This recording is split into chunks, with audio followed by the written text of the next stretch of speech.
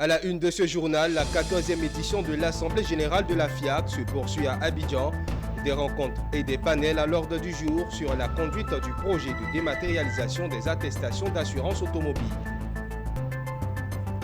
Du côté de l'environnement, l'Office ivoirien des parcs et réserves a organisé un atelier de validation du programme cadre de gestion des aires protégées, un événement important qui a réuni de nombreux experts du domaine de la conservation de la nature.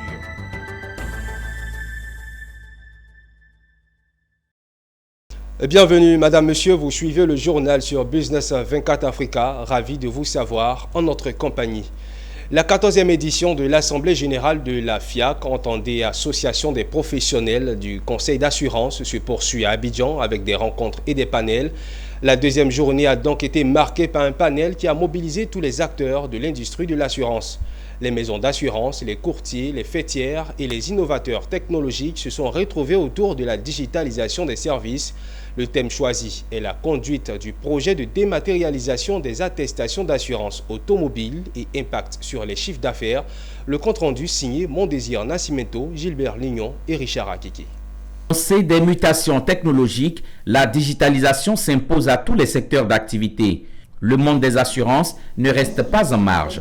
Pour rester au diapason avec l'évolution du monde, les assureurs, à travers l'ASACI, ont usé d'ingéniosité et ont procédé à la dématérialisation des attestations d'assurance en Côte d'Ivoire. Ce projet a fait l'objet d'un panel lors de la deuxième journée de la 14e édition de l'Assemblée générale de la FIAC. Ce panel a été animé par 4 acteurs du monde des assurances et du courtage en assurance. Il s'agit de Dominique Angwa, chargé du pilotage du projet de dématérialisation des assurances en Côte d'Ivoire, de Koulibaly Yinema, président de l'ANCARSI, de Déborah Nyagne, de l'Association des courtiers d'assurance du Bénin et de Cheikh Dosso, modérateur de ce panel. Les échanges ont permis de présenter, 6 mois après son lancement, le bilan à mi-parcours de la version numérique des attestations d'assurance. Les avantages et les inconvénients, les perspectives de cet outil novateur pour les usagers, l'administration publique, mais surtout les maisons d'assurance. Il était temps d'y aller et cette volonté de changement qui devait pouvoir créer de la valeur donc pour l'écosystème, de la valeur pour les compagnies elles-mêmes, la valeur pour l'ensemble des intermédiaires, que ce soit les courtiers, les agents généraux. La plateforme n'est pas une application métier. Ça, c'était, le premier principe. Il fallait concevoir la plateforme de telle manière que les compagnies d'assurance ou bien les courtiers puissent faire leur souscription et que c'est à l'édition de l'attestation, ils envoient leurs données à l'ASACI et en retour, l'ASACI envoie l'attestation digitale. À cette ultime occasion d'envergure annuelle de la FIAC, le tour du monde a été fait, les cas du Nigeria, de l'Inde et du Kenya et les opportunités qu'offrent les réseaux sociaux, Facebook et TikTok. Comment vivre avec le monde digital? Ces défis, l'environnement et la réglementation ont également été abordés. L'idée en fait, c'est de s'inspirer de ce qui est fait ailleurs, d'analyser, observer leurs réussites, leurs challenges, leurs échecs et vraiment s'en inspirer pour trouver la meilleure approche ici sur notre continent pour proposer des offres facilement accessibles, des offres compétitives et favoriser, garantir l'inclusion financière. Voilà un panel qui vient placer dans l'actualité la célèbre assertion « être ou ne pas être ». Les courtiers ont désormais eux aussi la balle dans leur camp. Faire route avec le digital et vivre mieux ou tourner le dos au digital et succomber. Qui n'avance pas, recule, dit-on. Vers un changement de statut juridique du courtage d'assurance, retour d'expérience du marché burkinabé, c'est l'un des points de débat de la 14e édition de l'Assemblée générale de la FIAC démarrée ce lundi à Abidjan. Ce thème a permis aux courtiers d'aborder les méandres des difficultés rencontrées dans l'exercice de leur métier. Le récit de Mondésir Nascimento. Le livre saint de la CIMA régissant le métier de courtage a besoin d'être plus ferme. Il laisse malgré sa rigueur des failles, ce qui permet aux coursiers de s'infiltrer parmi les courtiers d'assurance normalement constitués. Le constat est fait sur tous les marchés de la FIAC. À travers le panel intitulé « Vers un changement du statut juridique du courtage d'assurance », les courtiers du Burkina Faso, pays des hommes intègres, ont fait un retour d'expérience de leur marché. Eux, ils ont entrepris avec leur direction nationale des assurances des réformes pour assainir leur corporation. des pratiques ou résolutions qui ont été partagées avec l'Assemblée générale de la FIAC. Qui est intermédiaire en assurance? Il faut que nous puissions le savoir. Et ensuite, qui est l'intermédiaire en microassurance? Ça, c'est les deux principaux points qui ont été abordés. Et ensuite, il y a également le fait de savoir quelles sont les conditions pour exercer, pour être un intermédiaire. Quelles sont les conditions pour être un courtier en assurance? Quelles sont les conditions qu'il faut remplir pour être également un agent général d'assurance? Donc ces différents aspects ont été abordés. Vous savez, aujourd'hui, dans la zone CIMA, précisément même en Côte d'Ivoire, les intermédiaires prolifèrent un peu partout. Voilà, en Côte d'Ivoire, nous sommes passés en 10 ans d'un nombre de 128 à 328 aujourd'hui. Voilà, vous voyez, avec ce nombre-là, on ne sent pas leur effet sur le chiffre d'affaires. Donc il serait important de voir comment revoir les conditions d'exercice de ces intermédiaires-là. Ce thème, faut-il le souligner, est l'un des points chauds des débats de la 14e édition de l'Assemblée générale de la FIAC. Il a suscité d'engouement au point où, à la fin de l'heure réglementaire, étant même debout, les échanges ont continué. En groupe ou en binôme, les courtiers manifestent leur acceptation pour l'arrivée de nouveaux courtiers sur le marché, mais s'accordent sur l'application des résolutions du 4e Forum des marchés tenu à Cotonou au Bénin pour mieux tamiser les bons grains des livrets. Les bons grains étant les sociétés de courtage normalement enregistrées auprès des autorités compétentes et les livrets qui sont les autres intermédiaires qui leur livrent une concurrence déloyale au mépris de la réglementation. Nous, au Cameroun, on a fait partie du comité scientifique qui a réfléchi sur cette réforme du livre 5 des courtiers. Donc, à Cotonou, nous avons participé à tous ces travaux et on convient que les résolutions qui ont été prises à Cotonou n'ont pas été, pour l'instant, vraiment mises en application. Et il est obligatoire que cela soit fait. Sinon, la profession aura de sérieux problèmes parce qu'on retrouve là-dedans un peu tout le monde. Les membres de la FIAC n'ont rien contre l'arrivée des nouveaux courtiers. Mais ce que nous demandons, c'est qu'il faudrait qu'on ait des conditions assez acceptables pour qu'on ait pu avoir des brebis galeuses au sein de nous. L'élection du nouveau président de la FIAC, Alain Michel Massoussou, acteur clé gabonais des courtages en assurance, du fait de sa proximité avec le régulateur, devra donc permettre l'application des résolutions afin de mieux appréhender la contribution des courtiers dans l'industrie africaine des assurances. Ce mercredi à Abidjan s'est tenue la cérémonie de présentation officielle de l'Agence de gestion et de recouvrement des avoirs criminels, en abrégé AGRAC. Le but de cet événement était de faire connaître cette structure à l'ensemble des acteurs du monde judiciaire, de la finance et de la société, mais aussi procéder au lancement des prochaines ventes aux enchères des biens matériaux saisis, nous disent Michel Brou et Valentin Kra. Plus de 24 800 000 francs CFA, c'est le montant estimé des véhicules saisis qui ont été révélés à l'occasion de la cérémonie de présentation de l'Agence de gestion et de recouvrement des avoirs criminels. Il s'agit d'une organisation mise en place pour lutter contre le blanchiment d'argent et les activités illicites qui impactent les finances publiques. Plus d'une vingtaine de véhicules ont été saisis et feront objet d'une vente aux enchères le 8 juillet prochain. Cet établissement public est chargé d'exécuter les décisions de gel, de saisie et de confiscation des avoirs illicites prononcées dans le cadre de procédures pénales ou administratives. La communauté internationale a donc décidé de frapper ces délinquants là où ça fait mal, à savoir leur portefeuille, par la saisie et la confiscation de leurs biens, quelle que soit la nature de ces biens. Mais ces biens, une fois saisis et confisqués, que deviennent-ils? Quel est leur sort? On a constaté qu'ils sont éparpillés sur le territoire national, laissés à l'abandon, sans aucun entretien, perdant ainsi considérablement de leur valeur. La communauté internationale a de nouveau réagi et par l'entremise du GAFI, le groupe d'action financière, a recommandé la création dans chaque pays d'un organe chargé spécifiquement de gérer ces biens saisis ou confisqués. En application de l'ordonnance numéro 2013-660 du 20 septembre 2013 relative à la lutte contre la corruption, le gouvernement ivoirien a adopté un décret déterminant les attributions, l'organisation et le fonctionnement de l'agence de gestion et de recouvrement des avoirs criminels à l'issue du Conseil des ministres du mercredi 1er juin 2022. Et parlons marketing relationnel dans cette édition. Les Meetup Business, l'un des rendez-vous des entrepreneurs et acteurs du monde de l'emploi, a débuté sa saison 3.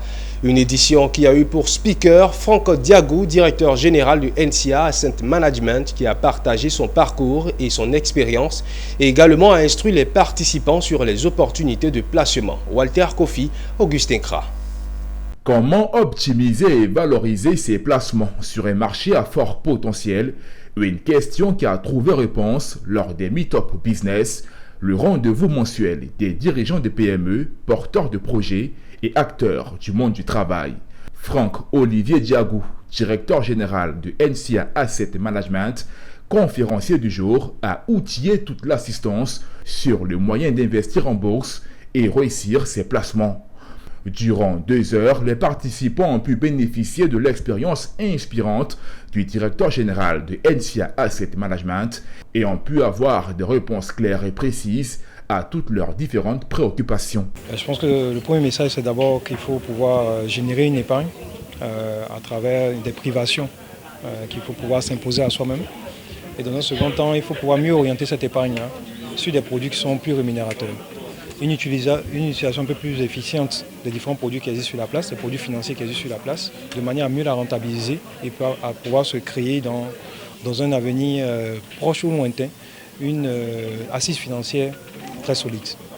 Visant à enrichir les entrepreneurs, cadres et professionnels par le partage d'expériences, les Meetup Business sont pour les initiateurs le moyen d'apporter un plus à l'écosystème entrepreneurial en Côte d'Ivoire. Justement, comme vous l'avez dit, c'est pour parler d'entrepreneuriat, de business et par-delà tout ça, pouvoir permettre aux différents entrepreneurs, aux personnes de pouvoir réseauter et puis agrandir leur carnet d'adresses.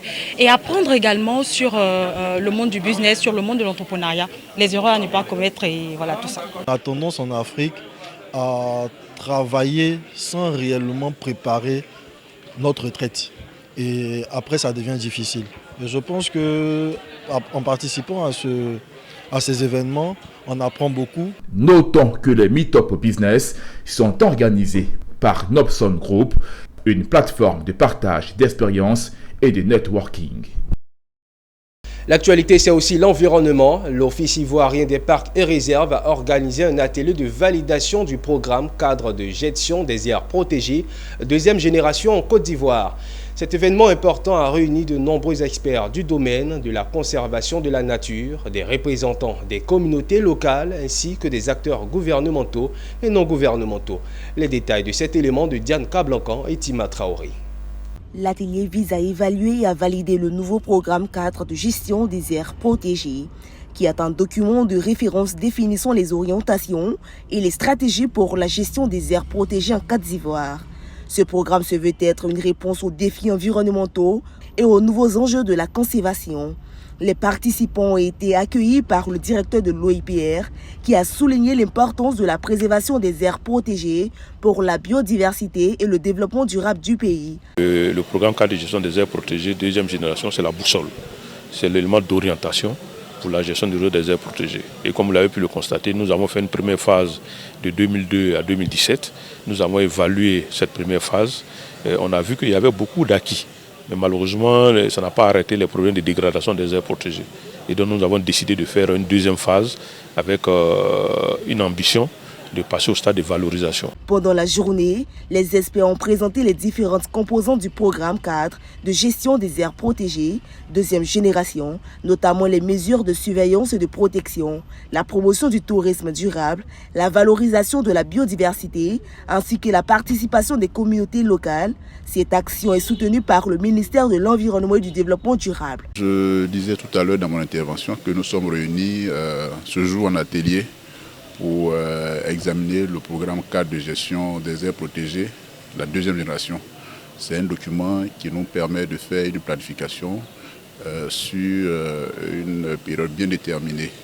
Et ce document nous a permis, avec les partenaires techniques et financiers, d'identifier un certain nombre d'activités, d'identifier des secteurs dans lesquels ces activités vont être mises en œuvre et d'identifier les sources de financement de ces activités.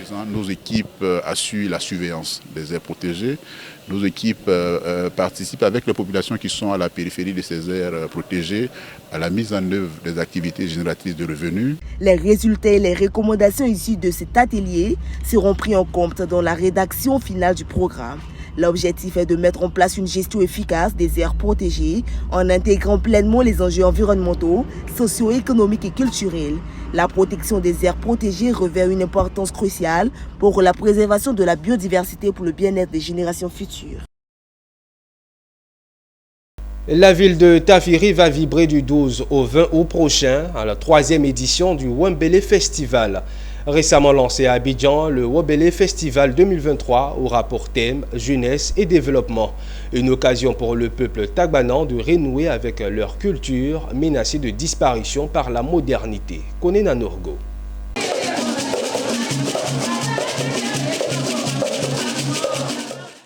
C'est un avant-goût de la 3e édition du Wembélé Festival. Prévu du 12 au 20 août 2023 à Tafiré, l'édition 2023 du Wembélé Festival va se pencher sur la question de la jeunesse et du développement. Lancé ce samedi 17 juin en présence de l'épouse du vice-président, le Wembélé Festival sera marqué par la présence d'artistes de renom comme le Malien Sidiki Diabaté ou l'Ivoirien Serge Beno. Nous avons constaté que nos cultures se perdaient, nos traditions aussi se perdaient, surtout les danses du terroir. Et donc j'ai eu l'idée avec le maire de Tafiré et certains amis, certains aînés de mettre sur pied ce festival.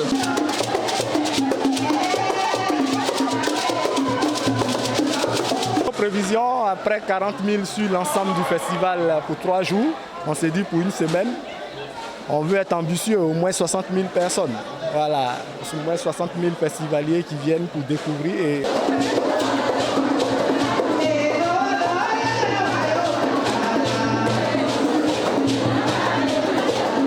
Ce festival a un volet économique assez important et nous voulons profiter pour montrer qu'à l'instar des autres régions de Côte d'Ivoire, nous avons aussi des sites touristiques à montrer aux Ivoiriens.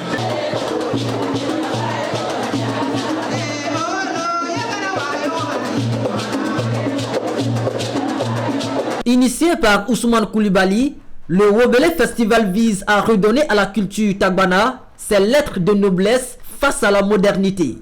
La 3e édition du Wembélé Festival aura pour invité d'honneur le peuple Yakuba.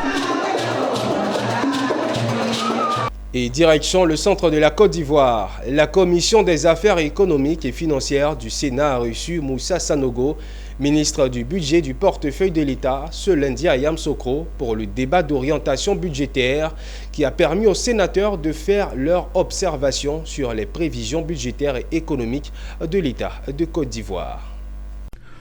Au cours de cette séance présidée par Koumoué Kofi Moïse, président de la commission, le ministre du budget et du portefeuille de l'État a présenté aux sénateurs le document de programmation budgétaire et économique pluriannuel pour la période 2024-2026. Ce document évalue le niveau global des recettes attendues de l'État ainsi que les dépenses budgétaires. Ainsi, le projet de budget de l'État pour l'année 2024 a enregistré une hausse de 20,5% par rapport au budget 2023 pour s'établir à 14 088,5 milliards de francs CFA.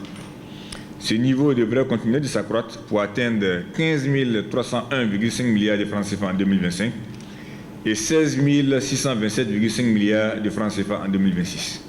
Les dépenses du budget de l'État programmées sur la période 2024-2026 sont en cohérence avec les objectifs fixés dans le plan national de développement 2021-2025. Les échanges qui ont suivi la présentation ont permis aux sénateurs de s'informer suffisamment et de faire des propositions pertinentes en vue d'améliorer le budget définitif. C'est pour ça qu'il y a un débat d'orientation budgétaire, voilà, pour s'assurer donc qu'on recueille les préoccupations des vénérables sénateurs, qu'ils puissent également s'assurer que la trajectoire de notre économie est en phase avec nos équipes de développement. Et c'est ce que nous sommes attelés à présenter aux vénérables sénateurs. Je pense en tout cas qu'on a essayé d'apporter humblement des explications aux préoccupations qui étaient les leurs concernant ces différentes questions. Notons que pour l'année 2024, les prévisions au niveau du budget enregistrent une hausse de 20,5% par rapport au budget de 2023 pour s'établir à 14 088,5 milliards de francs CFA. Le groupe Tropical Rubber Côte d'Ivoire, au vu de la mévente de l'anacarde, du café et du cacao, qui ne sont plus des produits de rente pour les populations de la région du Gontougo, a invité les acteurs du monde agricole à s'intéresser à la culture de l'EVA, qui aujourd'hui est gage de sécurité financière, de réussite et d'épanouissement pour les familles. Anissé Kouadio, notre correspondant, était témoin de cette rencontre de sensibilisation. Lors de la journée d'excellence des meilleurs élèves et de la cérémonie d'hommage au principal du collège moderne de Kotogwanda, M. Yao Boué Justin, directeur des plantations du groupe Tropical Rubber Côte d'Ivoire, spécialisé dans la culture de l'EVA, a exhorté les parents du département de Kounfao à s'intéresser à la culture de l'EVA, gage de sécurité et d'épanouissement pour toutes les différentes familles. D'amener nos parents à prendre goût à la culture de l'EVA. C'est une culture que tout le monde dit difficile, mais à la fin, vous avez un revenu mensuel, vous serez payé comme des fonctionnaires. Chaque fin de mois, quand vous récoltez, vous avez votre argent. En exhortant les populations de Kotogwanda en général, mais les planteurs en particulier à la culture de l'EVA, M. Yao Boué veut permettre aux populations à se tourner vers une autre culture rentable. Car l'anacarde, le café, le cacao et bien d'autres cultures, de nos jours, ne sont plus des cultures de rente au cœur de la région. Pour sortir un peu nos parents de la pauvreté, que nous sommes là pour vous encourager à la culture de l'EVA. Pour nous, tout travail bien fait mérite encouragement. Le président de la mutuelle de développement de Kotogwanda et les autorités ont exprimé leur gratitude au directeur des plantations du groupe TSCI pour ces conseils précieux qui permettront à leur population de s'orienter vers un avenir certain et radieux, gage d'une sécurité financière. Le parrain est le directeur des plantations de TRCI. Donc c'est des centaines d'hectares qu'il gère et des milliers de personnes qu'il gère. En dépit donc de ses charges administratives, il a accepté de venir physiquement pour cette cérémonie. Dans votre présence, nous honore. Le groupe Tropical Rubber Côte d'Ivoire, qui a remporté plusieurs prix et trophées dans le secteur de l'EVA, est représenté dans les régions du Gontougo, du Bélier, de la Niébitiassa, le Moronou, l'Ifou et la région de Lagune. Cette entreprise qui intervient dans le secteur avicole a vu le jour en 1995 et a pour président directeur général M. Joseph Désiré Billet.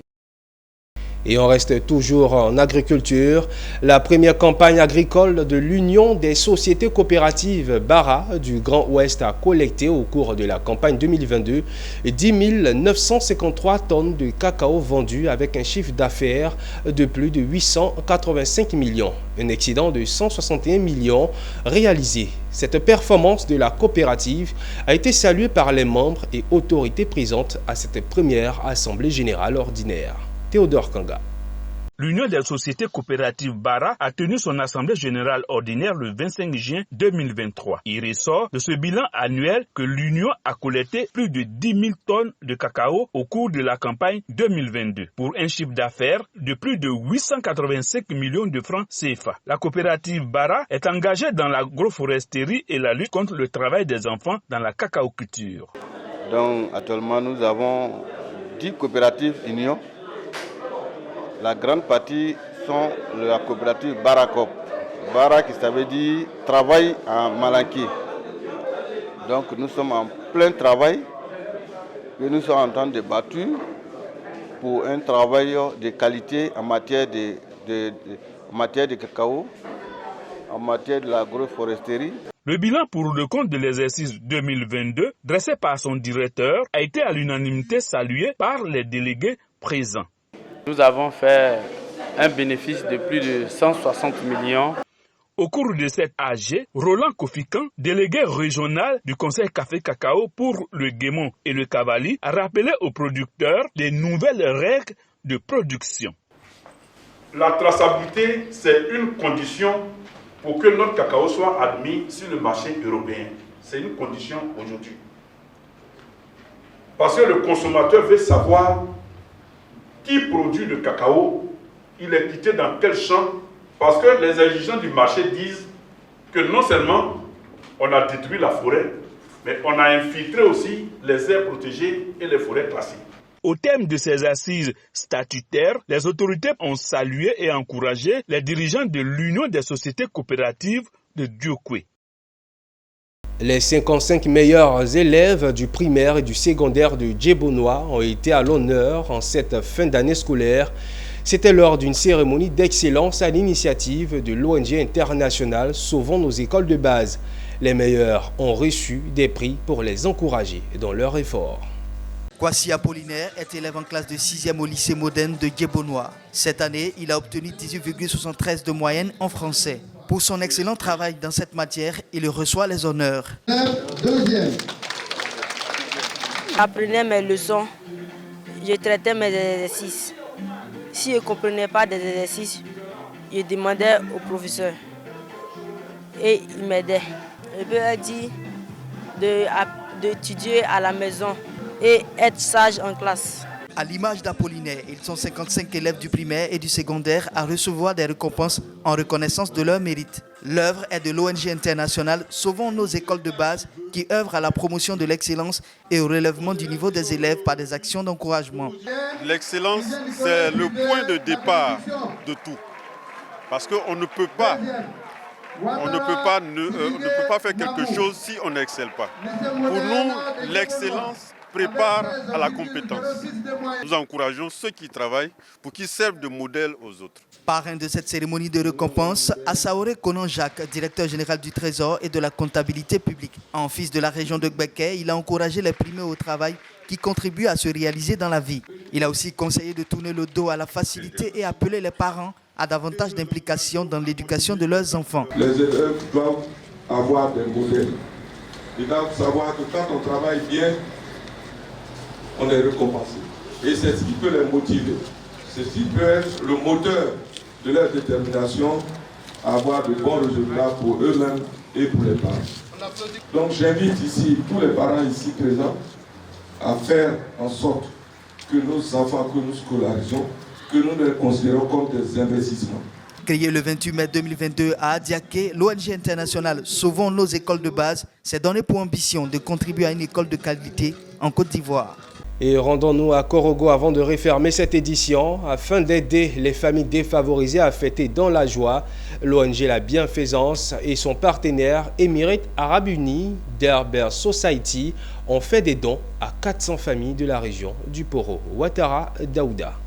Depuis 2013, l'ONG La Bienfaisance et son partenaire Dubai Charity des Émirats Arabes Unis soulagent les démunis ivoiriens pendant les différents moments festifs de l'année. Pour la fête des Tabaski 1444, ils n'ont pas failli à la tradition. 30 bœufs ont été immolés où plus de 400 familles ont pu bénéficier des sacs de viande de 10 kg. L'objectif pour l'ONG et ses partenaires est de permettre aux démunis de passer ces moments de fête dans les meilleures conditions et dans la joie.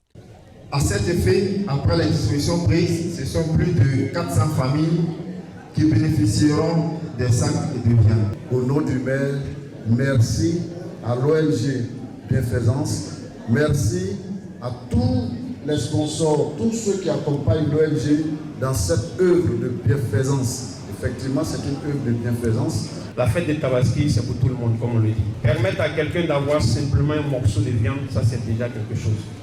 À Takbir, qu'Allah dans son entièreté, qu'Allah dans sa miséricorde nous donne assez de Tabaski comme ça dans la vie. Chaque année, nous essayons de partager le peu que nous avons avec la population pour que la fête soit belle. Donc aujourd'hui, nous sommes au rendez-vous. Je suis très content pour l'association bien faite pour cette don de viande dans cette fête de Tabaski. Et la sollicite vraiment pour une seconde fois. C'est ma première fois de bénéficier. Je suis très content aujourd'hui. L'ONG La Bienfaisance a pour mission d'apporter son savoir-faire à l'État ivoirien, à la population dans son ensemble, à travers des projets de développement, des projets humanitaires pour le bien-être et l'épanouissement de la population. Et voilà pour l'essentiel de l'actualité de ce jour proposé par l'ensemble de la rédaction. Merci de votre attention.